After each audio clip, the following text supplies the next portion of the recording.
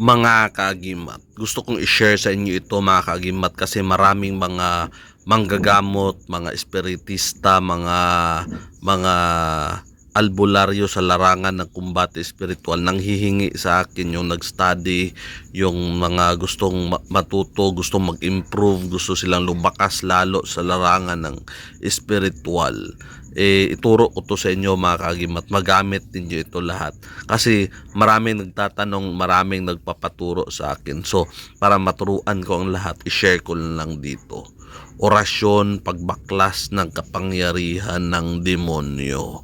Magamit ito sa kumbate espiritual kung merong mga masamang spirito, pati mga engkanto, kung merong mga demonyo na nagumagambala sa buhay mo, sa bahay mo, sa pasyente o sa kahit na sino, mga kaagimat, gamitin nyo to. Igsum Nazarenum Rimbator Integra. Igsum Nazarenum Rimbator Integra. Igsum Nazarenum Rimbator Integra. Napakalakas nito mga kaagimat. Ang mga demonyo sa paligid mga kaagimat ay aalis kasi hindi nila makaya ang presensya nito. Mababaklasan sila, masusunog sila mga kaagimat, masasaktan sila.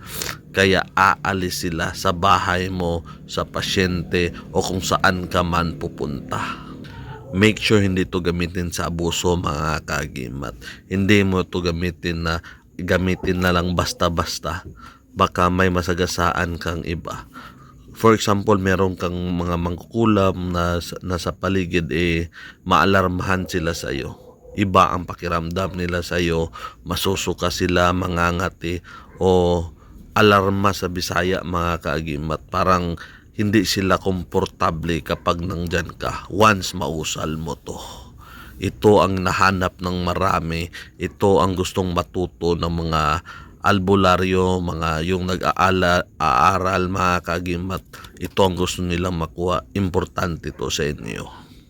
So mga kaagimat, sa mundo ng kababalaghan at hiwaga, ako ang iyong kaagimat na si Paraon. Marami pong salamat sa inyong panunood.